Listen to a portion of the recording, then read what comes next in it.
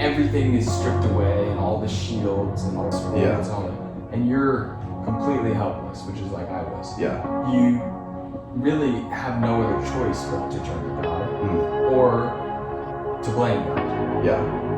So obviously I turned to God. Like that was all I could do. Yeah.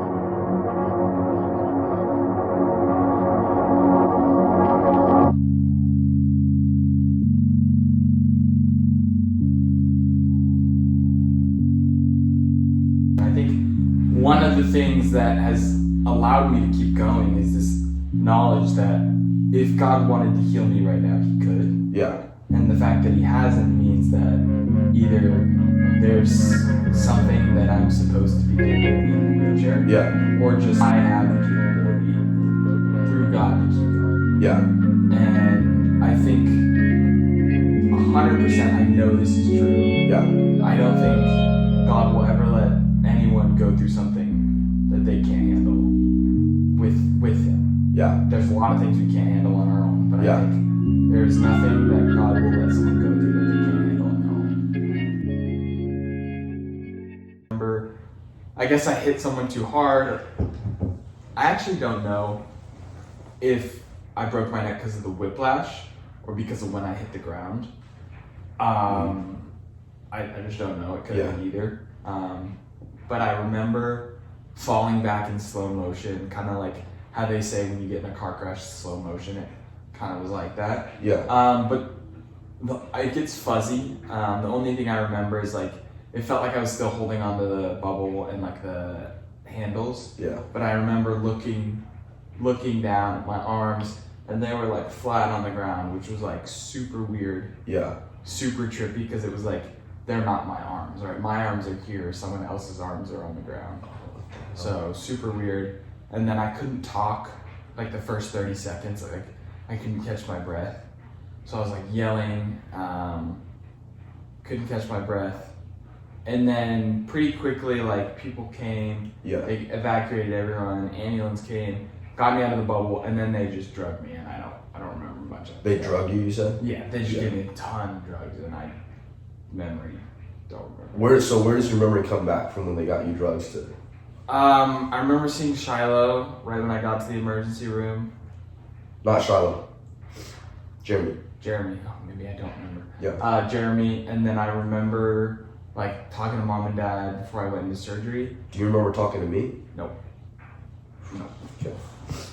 And I barely remember these things. Yeah, like, yeah. I remember them coming in, and I kind of have a recollection because of what people have told me, but like it's fuzzy. And then I remember eating Jell-O like 20 hours after the surgery. Did you know that you were paralyzed? When did you find that out? I knew right away. You knew right when you were hit? Well, I didn't know what paralysis was, but I was like, almost instantly, I was like, I'm gonna be in a wheelchair. It was pretty crazy, but I just had this feeling like, and I knew. And I didn't know to what extent, but. Yeah. Well, I remember picking back from where I was, I get to the hospital like half hour, 45 minutes after mom and dad did.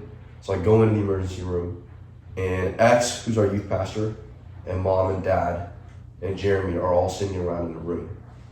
And X was crying. And I was like, oh, bro, like, he's dead.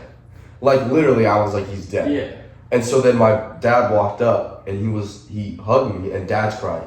And there's something about when you see your dad cry. Yeah, especially because like our dad does not cry. Yeah, he doesn't. Like, I don't think I've seen him cry many times. But I think for everybody, it's like something about seeing your dad cry who's like this image of strength and this image of like whatever. You see him crying, and you're like, bro, like, yeah, this is bad. And so he looked at me, he was like, do you want to see him first, or do you want to know what the diagnosis is first? And my heart like sank, and I was like, just tell me what the diagnosis is. And he said, doctor said that the possibility of him regaining movement is really low. And I started bawling. And I remember just saying like, I can't do this, which I don't know why I was like, you didn't even I was say that. sitting in there, I was like high as hell. What were you on? I was on everything. I know. I was on, so they've given you, and this was like for like almost a month. I was on Yeah. all of these consistently. It was fentanyl, Oxycontin, and morphine For a month. for like 3 weeks. And Yeah. then they gave me a lot of anesthesia because I went into surgery a lot. So Yeah. Well, so then I come in to see you, and you're laying on a stretcher or a table or something. bitch. And I was like, why is nobody sitting here with him? Was my first thought. Was everybody was in the other room, and I'm like, chat, like, what? So I come in here, and I'm like, I don't think I touched you because I was like, I don't want. I don't even know. Yeah. And then you wouldn't have known. Well, yeah. But then I was like, I love you. You're gonna be okay. And you looked at me and you said like, God has a plan, or something, or like everything happens for a reason. You don't even remember saying that to me I or don't whatever. know. But like, I was just like, wow. And then I went back up to Hume to get Aubrey and Tate, and then we were at the camp with all your buddies. So who was there? Grady, Blake, Chrislyn was there. Chrislyn, Andrew, I think was there. Or no? No. If you were there, I'm sorry. I don't remember, but I know at least Grady and I know Grady and Blake were there, and they were freaking out, and I was freaking out. So they were like expecting me to come calm them down, and I was like, boys, like I'm like this is bad. And I remember our whole church, and even the whole camp, because there were other people who were like asking like whatever. The kid who hit you was freaking out. Really, I didn't know he heard. I know he got a concussion. Oh, Makes me feel a little better. yeah. I didn't get totally bitched by some No, but like he felt really, really bad. And then there was a video of what happened. Yeah. Have you seen the video or no? So I didn't watch the video. The video got sent to me while I was at work. Yeah. And I had Tino and Alden watched it for me because I was like, I don't want to watch it. Mm-hmm. And they were both like, yeah, you should not watch this. It was bad. But anyway, so you get hit, you go into surgery that night, right? Yeah. What was the surgery? So the surgery's crazy. Yeah. From what I was told, so I broke my C4 and C5 vertebrae. Yeah. Which is, if you don't know about like spinal cord injuries, I don't know why you would. The higher up you break, the more severe the injury and the less movement you have. So some people, you have your thoracic, you have your cervical, and then you have your lumbar. Cervical is the highest, lumbar is the lowest. You break your lumbar, you lose movement in your legs, and there's probably a small chance you gain it back. Thoracic, it's like your legs, and depending on if it's like T1 or T12, you might have like some core impairment and chance of regaining movement, lowers. And then cervical, you'll be quadriplegic, which means you'll have impairment in all four ligaments. Yeah. And then I have like no core or anything. Yeah. And stuff like that. But anyways, I broke this C4, C5. So what they did is they just took out those two pieces of spine completely. They ground it up, and then they put it in some paste. Yeah. And then they put it back, so it's like hybrid bone is basically for those two. And then they put a cage, like a titanium cage, from my C3 to my C6. So those two vertebrae and then an extra two. Yeah. And then they just let it heal. Jeez. But the damage to the spinal cord was done initially, and you can't repair that. Yeah. At least yet, but Yeah. But that was the first surgery. But how many surgeries did you have in total? Because then they trach you, which is a surgery, right? I don't know. I actually don't know, because there was a lot of little ones. Yeah. But the other two big ones were the intubation, Yeah. because I couldn't breathe, and then the trach, which was basically going from a breathing tube in my mouth to in, like right under my Adam's apple. Yeah. But that was, I mean, at least from my perspective, we knew it was bad, and then you got your surgery, and then the next day we were still trying to figure out what was going on. And then they said that they might have to trach you, and we knew nothing. Like, we knew nothing. You might trach him, by the way. Oh, okay. We were like, okay, yeah, like, what is that? But people are Googling, and Torben, God bless him, comes up to me and he's like, trach means that he's never going to be able to talk again. And we were like, what? Like, yeah. I don't know if I would let Torben graduate. yeah. So he was telling me Landon's never going to walk, or Landon's never going to be able to talk. Yeah. And I was like, what? And we're all crying and we're all whatever. Yeah, so I couldn't talk at this point. Well, yeah. While they were talking about like trach and stuff, like I couldn't talk because I had the intubation in my mouth. So I couldn't obviously talk either way. So I was like communicating with like a board of letters. Yeah. And you know, Dad or whoever was with me would like go through rows and we would go letter by letter. So it was painful, but that's just how it was for I think like two-ish weeks. That was when you were at Stanford. Yeah. So you went from the hospital in Fresno. Yeah. So I was at Fresno for like 48 hours. That was the closest hospital. So they got me there. I did the emergency surgery, and then it wasn't a great hospital. So my parents decided to have me go to Stanford. It was that at UCSF. Yeah. And so I got airlifted to Stanford, and then I spent about 3 weeks there, and then I took another like plane or whatever to Craig Hospital, which was where I did my rehab for like 2.5 months. Yeah. So explain to people who don't know, like, what do you have function over? So I can move my arms basically 100%. Just I have no flexion of my wrists or nothing with my hands or my wrists. Triceps are very, very, very weak. Yeah. I mean, I can't move my legs. I have no activation of like, so I think like, you think like nipple line down is pretty much nothing. Yeah. Nipple line up is like pretty much everything. Everything. So it's like, that's the best I can explain it. And you figured out how to eat.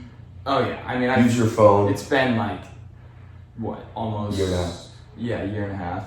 Damn, you know that better than I do. Yeah. So it's been a year and a half, so I've gained strategies and stuff. Like I know how to eat. Yeah. You know, brush my teeth, like whatever. Yeah. You're learning how to drive. Yeah, I got my car, so I'm driving. Which is awesome. Yeah. But yeah, that's about the function I have. Yeah. I mean, because that's something that people ask me a lot. Is they say like, how much does he have? Is he getting anything back? And my answer is always So that's a question I get a lot too. Like, are you gonna get better? Like, when are you gonna be up? And like, with paralysis, it's like there's always the chance. Like, there's stories of people I've met who are like, have gotten a ton of movement back. Yeah. But like, realistically, like, this is what it's gonna look like long term. Yeah. And obviously, like, I have hope for like research studies and technology and future development. But like, what would that look like? What would that look like in terms of like what would be something that what would need to happen for you to like technology wise, like fixing your spine, fixing the nerve endings? There's a couple of things that are going on right now where some people are trying to bypass the spinal cord, so make it so that my brain could send the signals directly to the muscles and it wouldn't have to travel through the spinal cord because it's broken. Yeah. And then there are other like stem cell research, and there was one Mom was talking to me about, which I forgot, but it's like shocks the spinal cord. It's like shock healing or whatever. Shock therapy. Yeah, nothing works so far. Nothing has been FDA approved or whatever. So like I said, I have hope, but I'm also have the realistic understanding of like, this could be the rest of my life, and like I'm okay, prepared for that or whatever. Right. I'm not planning to be walking 20 years in the future. Yeah. I'm planning to be where I am 20 years in the future. Yeah. And if that happens to be getting better, then I can readjust. But Yeah. And that's obviously the smartest way that you can prepare for the rest of your life. I mean, so what are some things that people say to you where you're just like, bruh, Like, are there people? I mean, like interacting with people. Is that any different? Do you notice people treat you different? Some people treat you different. Some people don't. Like, what is it like? No, some people definitely treat me different. People I know, so like my close friends, obviously they like Treat you the same. mess with me, Yeah. whatever. I don't care. Treat me the same. But then other people who I was like kind of close with, they were on like eggshells, I would say, for like a week or two. But then the more that they saw me like this, the more I hung out with them like this, like people get comfortable. And then I would say like strangers. Strangers, the way I see it, people either give extra effort to avoid me or give extra effort to acknowledge me. What does that look You know, like? you see a stranger and you give them a head nod or whatever. Yeah. That's like, for me, it's like people either try not to interact with me or feel like overly responsible to come up to me and talk to me or ask me if I need help or whatever. So. Which is more annoying? Honestly, definitely people coming up to me. Yeah. I don't know. I feel like it's also a lot of like older people who like don't really understand boundaries and like, but I've seen I'm used to it. I mean, I've seen it. Yeah. I remember this was like, this was like a few weeks ago at church. And this like lady comes up to you and is like shaking your hand and like touching your face. And I don't know if I mean, obviously she's well-intentioned, but I'm looking at this lady, I'm like, dude, like, never what are you doing? Well, yeah, never met her before. And they have this like compulsion to like whatever. And I mean, even when you guys were in Colorado or Stanford and I was still in Pleasanton, I mean, there was not much that I could do. Especially when you guys were gone. I mean, I was still kind of living my life semi-normal besides, you know, whatever. But like, people would come up to me and they, like, people that I didn't know and start like crying in front of me. And I'd be just trying to like eat or like hang out with my friends or like whatever. And there's this old lady and she's like crying in front of me. Yeah. And I feel like a jerk for being like, what are you, Chris? But I'm kind of like, bro, like, what do you expect me to do? What do you want me to do with this? Like, you're crying in front of me? Like, I don't know. I mean, you have examples like that? Like, what's the craziest thing? Like, the least, like, appreciation of boundaries? Oh, dude. Heart, were you there? Oh, yeah. Oh, yeah. Oh, dude. I think this is funny. This one was nuts, man. Well, we were with Adrian and Torbjorn. We were with Adrian and Torbjorn. And all. So, Tate had a track meet at Hart, and I went to watch him. And this is my first time being back at Hart since the accident. So, I was like, oh, I want to go see. This is one of the first days you were back. Yeah, go see some of my old teachers. Like, I wanted to see Miss Hill and Miss Sweet. Yeah. Yeah. And maybe don't name drop the teacher. Yeah, I will. But Miss Hill and Miss Sweet are great. So, yeah. You know. It's not. Yeah. But then I ended up seeing one of my teachers. And she, like, was sweet. She came up to me. She's like, oh, hi. Like, I've been following your Caring Bridge. Like, how are you doing? Whatever. And then she ends up asking me, like, oh, what is, like, the diagnosis? And so I was like, oh, well, like, I'm paralyzed. And she's like, forever? And I was kind of like, all right. So clearly this, you know, she doesn't know what paralysis is, whatever. Yeah. And so I was, you know, trying to be sweet, but also like, really. So I was like, yeah, like that's, you know, that's kind of what paralysis is. It's like a long-term thing. And she's like, but forever? And I was just like, all right. But I was like, you know, still trying not to be rude. And I was like, yeah, whatever. And then we left and I don't know. I think we started laughing about it. Well, it's pretty funny. Yeah, I mean, it's just like this, like, thing of like, what are you trying to?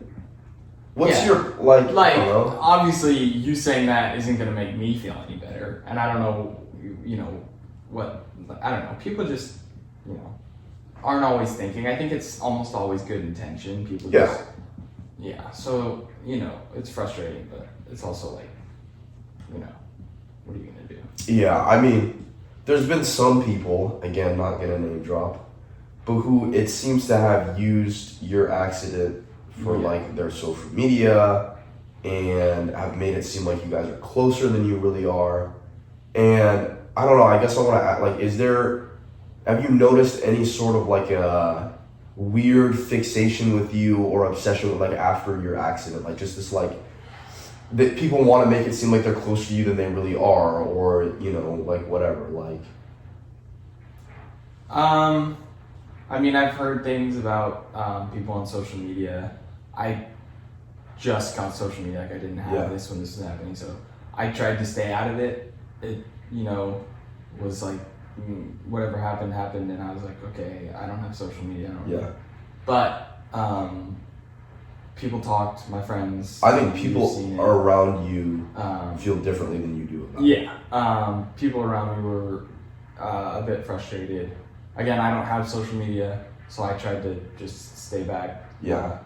Not get involved. I mean, when I talked to, I saw this just person posting videos about you, like you guys were super close, and like, I don't know, Adrian described it like you had dated this person and then you died. Like, that's how this person posts about you. And it was kind of just like, bro. R.I.P. Landon. Yeah, it's like, oh yeah, there were some people who thought you died and were posting on social media that you died. And I had to be like, talking to people like, hey, he's alive, like, whatever. Some of those people saw me at school and they didn't know, and they looked at me like I was a ghost. Oh, they thought you were dead? Yeah, and they saw me, they were like, yeah, that's hilarious. It was pretty funny. Yeah, I mean, I don't know, like, but I guess I was more upset about it. And like, I see this and I'm pissed, and some of your buddies were sending it to me. So I call you. I think I'm at school with this, but I call you and I'm like, dude, like, what the hell? And you were kind of just like, it's not that deep. Yeah, like, I don't have the social media. I haven't seen all of it. And it's just like, it doesn't affect me. So I'm just gonna not comment. And I don't really mind. I mean, that's a big thing that you're, at least in my mind, your mindset has changed. Is you're like, it's not that deep. Yeah. So a lot of people or whatever. One of the things I like to say is like I'm free balling life now, and it's like I feel like that because like before my accident, I had this like everything set right. Like I wanted to run track in college. I knew the rest of my high school. I wanted to look like. I knew, where I wanted to go to college, what I wanted it to look like. Yeah. And then, I got a wrench thrown in the pipes. Yeah. And everything got like reset. And it's kind of like, not that I don't plan for the future and I'm not like, trying for the future or whatever. But you have to have, like, at least now I have this sense of like, nothing is given and nothing is like set in stone. So you can plan all you want, but, things are going to happen that you can't predict. So you kind of just have to be going with the flow to some extent. Yeah. And so now it's just like, I'm free balling. I'm going with the flow. And I mean, this is the ultimate going with the flow. Yeah. Right? And like, I guess from my perspective, like after your accident, my perspective on what can stop a human being is just like radically different. Like, it's like I used to get caught up with certain things that would happen in my life. Like, it was like, oh, I got a bad grade on a test. Or even like when I graduated senior year and I hadn't gotten into LMU yet, it was like the biggest deal ever. It was like, oh, I'm going to have to go to community college. I'm going to have to whatever. And then your accident happened and now it's like, it just feels like things naturally roll off my shoulders more easily just because of watching you. But it's also this thing of like, I cannot let things really affect me, and I can't let things stop me because like being put in a wheelchair for the rest of your life has not stopped you. Mm-hmm. So it's like if it didn't work out with like a friend or a girl, whatever, it's just like a little bit easier. So I don't even want to talk about that, like the resilience of the human spirit. Like. So I think what like you're asking me like how do I like keep going or what? So I think. Really, it's just God. I think it's my faith. Like, I think one of the things that like this accident, like one of the benefits is like, I was talking to one of my friends about this. It's like it forced a reset. I think one of the hardest things to do as a human and like as a Christian is to like look at yourself going down like a wrong path or even just like not having your priorities set. Yeah. And I think one of the hardest things to do is like take a step back and actually reset. And so I think this was like one of the benefits of this was like that was sort of given to me, that ability to reset and take a step back and look at my priorities and what was important. It was kind of given to me, right? Yeah. So a lot of, the first month of my accident, I was just sitting in bed thinking, and a lot of what I was thinking about is like, okay, like if something like this is gonna happen, if this is what my life is gonna look like, then like if something like this can happen even just to anyone, like what is the most important things? Like, you know, before it was like sports and school and girls or whatever, and it's like those things just compared to this, like they don't matter. Yeah. Right? Like sports can be taken away in like an instant. Like for me, like boom, sports. Yeah. And it's like something like that cannot be my number one priority. Yeah. So I started thinking like, what is something that I can put my faith in, something that I can rely on, that can never be taken away, right? And for me, you know, that was my faith. That's God, right? No matter what's gonna happen, He's gonna be there. And so that sort of just changed my mindset.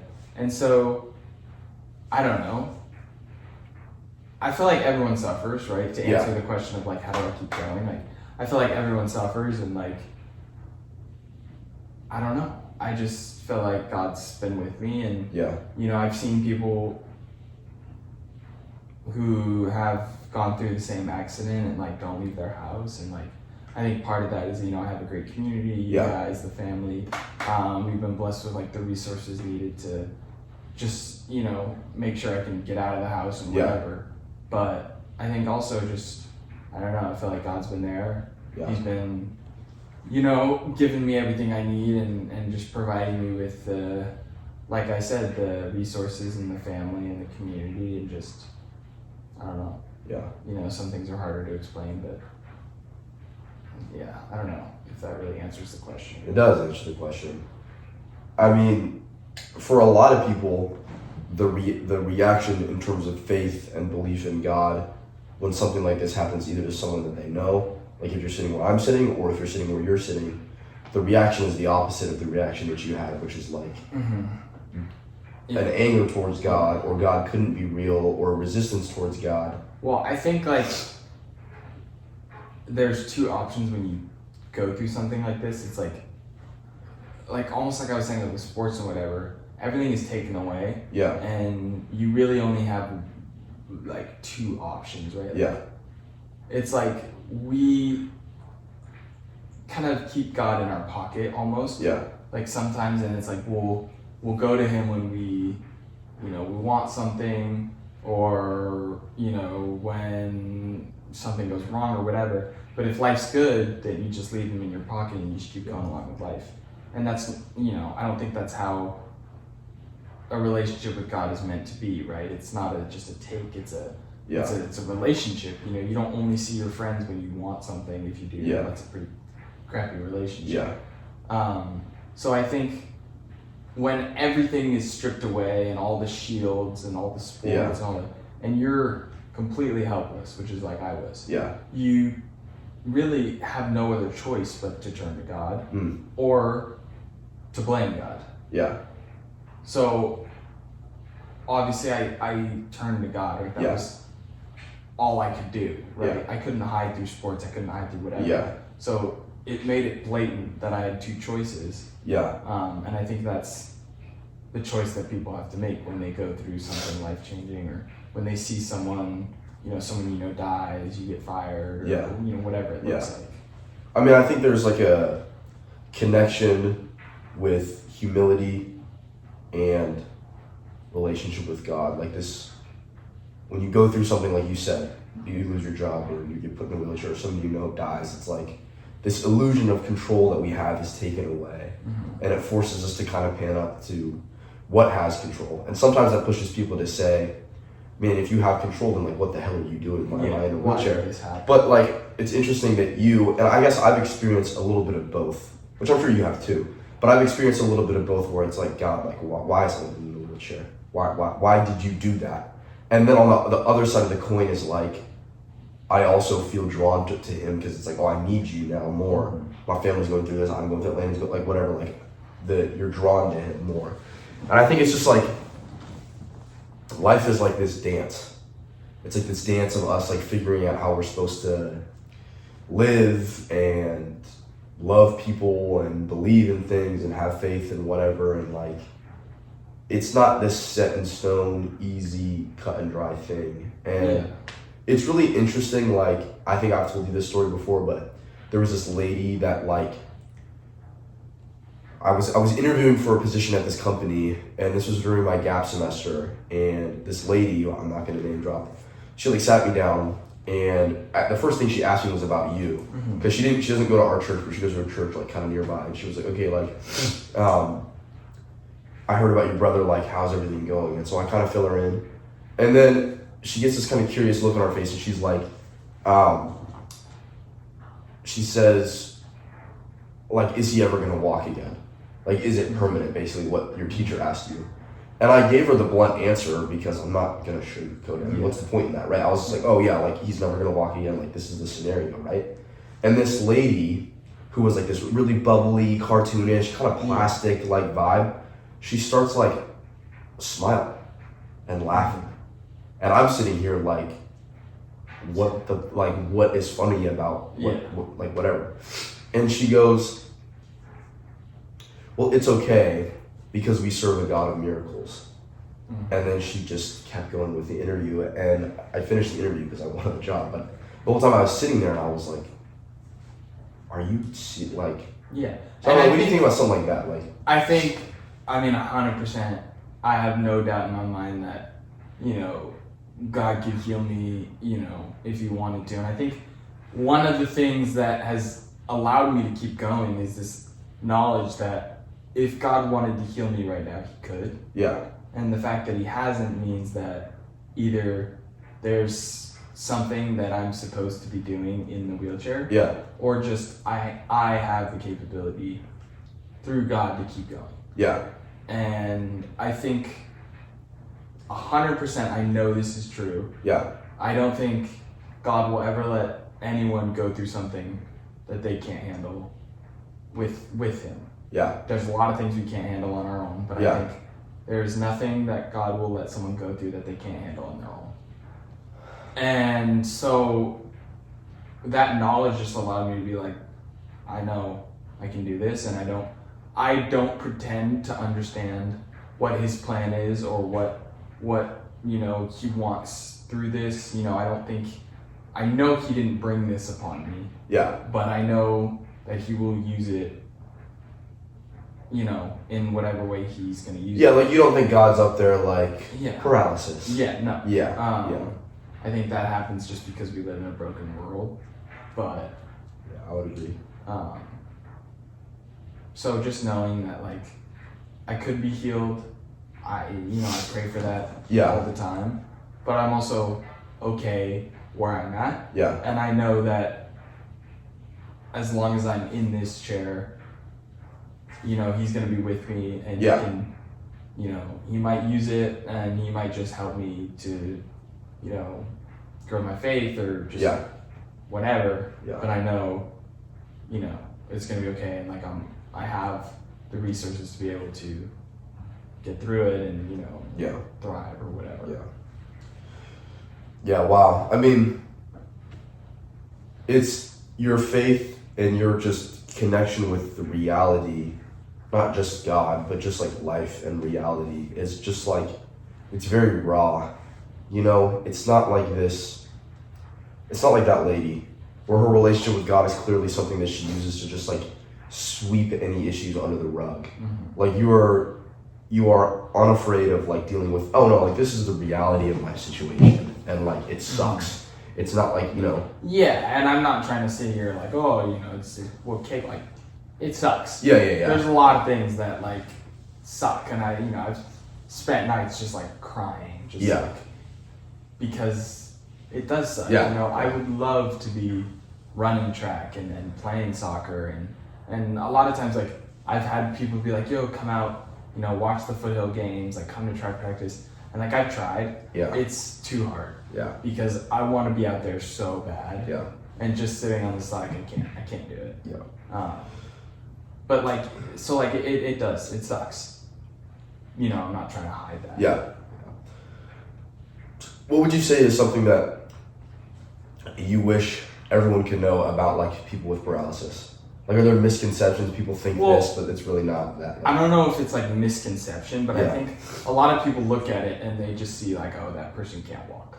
Yeah. And I think it's a lot deeper than, you know, you can't walk. There's a lot of other stuff that I have to deal with. Yeah. You know, I'm not going to go into detail, but like, just like the example, just like getting into bed. Like I can't Yeah. get into bed on my own. Yeah. Which, whenever I need help to get into bed, but that also means like either I have to go to bed early for mom and dad who are gonna Yeah. help me get in bed so they can go to bed early, or they have to stay up late if I want to stay up late. Yeah. Yeah. You know, and it's not like I'm always with you. Who we go to bed at the same time. Or Yeah. whatever. And so it's like it's just difficult in Yeah. that way. And there's a lot of things like that. Yeah. Yeah, I guess that makes sense because visually, when you first see you, it's just like he can't walk. Yeah. But it's like not like, I mean, I guess that I live in a house with you. Whenever I'm home, I see it's not just that you can't walk. That's low key like one of the lower things. I mean, or I don't know. I mean, yeah, it's not one of the lower things, but it's just like there's a lot. There's a lot Yeah. that I gotta think about. You said to me, Meds. you said to me when you were at Craig, if you could get your hands or your legs back, you could get your 100% hands. my hands. Why is that? So much less I could do. Like I have to do, you know, I have an aide at school who's amazing, Yeah. and you know I love him, but like Yeah. I would love to be able to just take my own notes Yeah. Yeah. and you know eat without you know spilling as much as I do. Yeah. And You figure that out pretty grab my well. own water, like grab a soda can if I want to Yeah. drink soda. Yeah. You know, I figured out how to use my phone, but two hands would be a lot easier. Like, Yeah. especially when I'm playing Clash and stuff. But, Yeah. like, Yeah. I mean, just stuff like that. Yeah. Like you use your hands for so much. Yeah. You know, open doors, like all this stuff I can't do. That Yeah. you know, I can get around mobily with just the chair. Yeah. But if I could walk, but I couldn't like use my hands, like It's kind of. I'm still gonna need Yeah. the same amount of help. It feels like. Yeah. But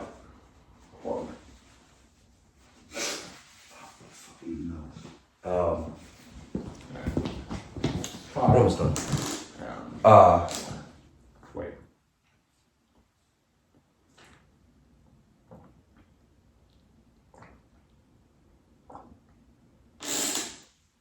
So tell us about your TikTok account. Yeah, so I lost fantasy. Yeah. Go follow, man. Thomas More the Third. Why'd you name it that? I didn't want to put my real name because in case and like use my real email because in case like I ever get TikTok or whatever. Yeah. And so I was talking to mom. I was like, you know, what do you think my name should be? Her dad's name, who passed away like 4 or 5 years ago. Yeah. Was Thomas More the Third. And so she was like, just name it, you know, Thomas More the Third after Papa. And I was like, are you Yeah. sure? Like, you know, is that like disrespectful or whatever? She was like, no, just so, Yeah. you know. It feels a little disrespectful. I'm not gonna lie with it. Yeah, but I mean, it was mom's idea, so. Yeah, no, that's funny.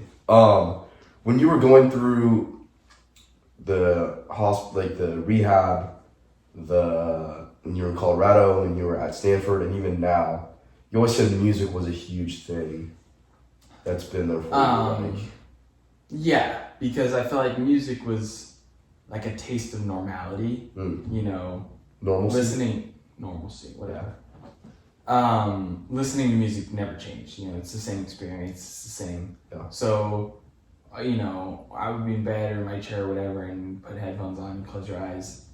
It's the same as if you were fully walking, fully able, Yeah. and you close your eyes and put on music. So it kind of just helped me reset, you know, things were hard or Yeah. whatever. And then, Who were the artists that were the songs? I don't know. There was one song that someone like showed me in like the ICU. Yeah. And it was like not the kind of music I listened to at all. But it just kind of hit me on a certain level. It's What was it? Clearly it didn't hit me that deep. Sure. Bluebird by the Brook and the Bluff, I think. Bluebird. Yeah, let me see. I think that's right. Bluebeard Bluebeard. by the Brook and the Bluff. Yeah. I looked at some of their other stuff. No, Not not the it? type of music I What kind of listen music to. is it? It's like Folk. yeah. Yeah. Indie folk. Yeah. Yeah, so not my style, but just this one song, I don't know. So I listened to that a lot, and then, there's a lot of slower. Mac Miller. There's a lot of Mac Miller, SZA, Frank Ocean, Awesome. Harry Styles. Yeah. I mean, Kanye. Yeah. Whatever. Kanye, But, Born to Run, Bruce Springsteen. yeah, Jump Around. Don't know who that's by, but yeah. Footloose. Yeah. Yeah. But what, like, I think a big part of your attitude that I've admired after your accident is you don't really care what people think of you anymore. There's kind of just this, like, it's funny. It's like this just, like, flippant, like, bro, I'm in a wheelchair. Like, what do you... Like, Yeah. I don't know if you want to talk about that. It's like sometimes mom will be like, hey, you want to do your chair before you go to church? Like, people are going to look at my hair when they see me. Yeah. Like, obviously I care for myself and whatever, but it's just this, like... But you kind of say whatever you want, too. There's a little bit of this just, like... Yeah, it's you know, just it's just like, what do you, like... I mean, yeah, like... I don't know, I mean, yeah. I just feel like people will forego some of the more out-of-pocket things I say, or just like if I don't look great or whatever, just because like that's not really where their attention's drawn or whatever. So, and I think there's a lot of people that are surprised at how, I don't know if this sounds weird, but how normal you are. Like there are people who are like it's my boys when they were, because you've always been friends with my buddies, but like when they first saw you, they were like kind of a little off and whatever. You're just like, what's up, guys? And then they were like, you could instantly see they're like, oh, like whatever, like there's no damage up here. Yeah. No, Dad likes to say that the damage was done way before the accident. Yeah. No. Yeah, I mean, like some people who will come up to me and they'll just be like, like, oh, I'm like super soft tone, and I'm like, what's up? And yeah. Like, never mind. Okay? Yeah. Huh. It's just like, dude, like Like, what? fuck up. Yeah. Yeah, exactly. But like, yeah. So. Put it in reverse, dude. Yeah. Yeah. I don't know, like. I think people, it just takes time. I think there's a little bit of human nature that comes out where it's like, and we kind of talked about this a little bit before, but it's like encountering something that a person who's different, it's like this reaction where it's like we don't know how we're supposed to act. Yeah. Like we don't know if we're supposed to acknowledge it. We don't know if we're supposed to not acknowledge it, because it's like if you acknowledge it, it's like, well, what if this person's insecure about this, or they're thinking about this too much, or they're whatever, and it's like, but then on the other hand, it's like if I don't want this person to think I'm avoiding them. Or not just avoiding you as a person, but just like tiptoeing around the fact that you're in a wheelchair. And I think it's just like this balance of the two, where it's like, I know you're in a wheelchair, but you're also still my brother, and it's not anything different about. And I think it's that area where I kind of have to have patience. Like I think people, they're not doing it with like, what's the word, like malintent. Everyone has good intentions for the most part. And I think in Pleasanton, one thing that like I noticed, because I was here when you were out for so long, whatever, is like everybody loves you and loved you before the accident, and our family, like everybody came around our family. Like I put a post up of just a picture of me holding your hand on Instagram. And it was like hundreds of people in the comments, like my friends, your friends, mom and dad, like texting. We had groceries coming here for like 6 months. Like, I don't know. Side note, I did just get Instagram. Some moms like Kalila guy. And I was like, she follows me too. Yeah, what? Yeah, but it's like people are very much like. They don't want to, because people have different reactions. I mean, there's some people who are like, he just wants to be left alone. Even me, they're like, he just wants to be left alone. If you know me at all, then you know that that's like not the case for my personality. I don't want to be left alone ever. But like, I mean, everybody was just so respondent on like, what do we do? Like, praying for you. Yeah, how can we help? How can we help? And then when you came home, you had like a firefighter like brigade and like Yeah, cops. I had no idea that was happening. Yeah. It was crazy. But I think like, I mean, that's a big reason I wanted to do this interview is like, there's just a weight to what you have to say, what someone has to say when they've gone through a lot of suffering. You know, a weight on these things that we all talk about, resilience, happiness, hope, faith in God, whatever. There's a weight that comes with it when you've gone through something like you've gone through with you. Yeah, I mean, I feel like people sometimes, you know, they'll pay attention to what I say more because they think, you know, whatever that I say has like more value. Yeah. I don't know if that's necessarily true. I think, you know, one of the things, you know, I've talked about with that is like people are just going to be, you know, naturally drawn to hear what you have to say. Yeah. Just because they look at you and they can see you're going through something. You know, I think a lot of people are going through something mentally, physically, with a relationship, you know, someone in their family, but very rarely can you just look at them and instantly see like that person's going through something. I think it's different with me where you can see the wheelchair, you can, you know, put two and two together and think like, oh, you know, he didn't choose that, you know, he's going through something, whatever. Yeah. And so I think that just naturally draws people to hear what I have to say more. Yeah. There's like this, I mean, I when I was working, the company was a mental health speaking company.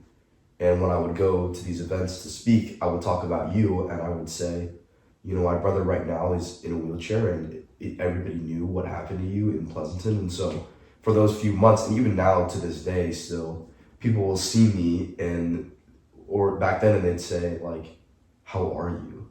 Mm-hmm. And I couldn't be like, I'm good. Because they knew. It was like I couldn't brush it off. And that's not the case for everybody. I think there's a lot of people that like, and that was the point that I would make when I would speak is it was like, you could be going through something that's just as painful or maybe just painful in a different way as our family, but it's not written on your face or on your body and it's not on social media and people don't know about it. So like, whatever you're going through, I mean, talk about it. I don't know what you think about that. Yeah, I think 100%. Like, I'm in peer advocates, so, you know, we talked to middle schoolers, high schoolers about like mental health and all that stuff. And I think it is like a big struggle. And I think one of the hardest parts about it is, you know, no one can see it. Yeah. You know, it's it's like an internal struggle. Yeah. And so I think talking about it and just getting it out there is, you know, one of the most important parts. And yeah. I mean, that's like the first step, it feels like. And I don't know, there's this notion that I noticed with people in our life where for a while they were like, we don't want to talk about our problems in front of you because they pale in comparison to you, like whatever. Mm-hmm. Like it was like I had a buddy who was like going through a breakup or something right around the time he got his accident, and I knew he was going through it, and I remember calling him and being like, yo, like what's going on? How come you're not talking to me about this? And he was like, your brother's like breathing through a tube right now. My problems don't matter. Mm-hmm. And in the grand scheme of things, your breakup really does not matter compared to Landon's accident. But that's not the point, right? Like, in the things, my accident is like a blip. It's true. Like, so, you know, a lot of times, like, you look at it and it's like, wow. But then it's like, I can still move my arms. Yeah. I know there's a ton of people who don't. Or, like, I still have cognitive abilities. Yeah. Right? Like, I didn't damage my brain. Yeah. And, like, stuff like that. So it's like, there's always someone who's going through something harder. Yeah. There's always something worse happening to someone else. And that doesn't minimize what you're going through. No. Right? Or what everyone's going through their own things, and just because someone else is going through something that might look harder or whatever, it doesn't mean what you're going through is less significant. Yeah. Or whatever. As I think there's like this idea that I got kind of around your accident was like we all just need to be. It's like we're all alone in this together a little bit, and you know, like we just need to be kinder to each other. I mean, there's this for if you're a good person, which you know most people like when they see you, they're like, oh, okay, I want to be kind, I want to be sensitive, I want to be thoughtful with this person. But it's like, can't be like that with everybody. Yeah, can't that be an automatic thing that we have? Yeah. Towards people. Talk to me about football. Football became kind of like an obsession after your accident. I mean, I liked it before. Yeah. You know, I was big into NFL or whatever, but Yeah. I think now, yeah, I don't know. I love football. Yeah, I mean we got like I got the signed Kittle poster. Jersey. Signed or jersey. I got a Yeah. poster. I yeah. got the signed Purdy jersey. You got But- we got a video from Brock Purdy. Gotta Probably gonna meet him later this year. Hopefully. He seems like just a cool dude. Bro. He's a great guy. He sent me a video and he's just Yeah. like, praying for you, whatever. Yeah. So he's a great guy. Yeah. But I mean, it's sports in general. Like I've gotten into basketball, F1, MotoGP. MotoGP, which I was always into as well. Yeah. It's just more like I have a lot of free time on my hands, Yeah. and I can't fill that by playing sports or doing physical things. So, watching sports and stuff like that has been. You talked about potentially being like a sports commentator in the future. I think I love just that whole area. Yeah. I don't know if it's going to be sports commentator, but if I could get a job in and around some sort of athletic facility, something Yeah. sports would be. What I mean, so career wise, what are things that you want to do in the future? I mean, advertisement. Yeah. Like sports analytics. Yeah. Something with numbers, something with people. Yeah. Nothing with like books and. I don't know. I don't like the. Our brains are very. I think me and Landon have opposite Yeah. intellectual. I like Sense. numbers and I want to work with people is kind of my thing. Yeah. And I don't want to spend more than 4 years in college. You don't want to spend more than 4 years in college. No. What are you thinking about for colleges? LA. Whether that looks like UCLA or USC or like, Yeah. whatever. LA, San Diego. I mean, there's obviously outliers like if I got into Berkeley. Yeah. It's hard to Obviously. say no. Yeah. But I mean, we took you on a tour of USC. Like that would It be was pretty awesome. great. Because you It was need pretty to great. you too. Yeah. Yeah. USC is pretty great. Aside from outside USC, USC's like. Yeah, but USC is safe, bro, and like it's fun to like be around that area. Yeah. But anyways, thank you for this interview. Yeah. I hope people like this. Dude, that was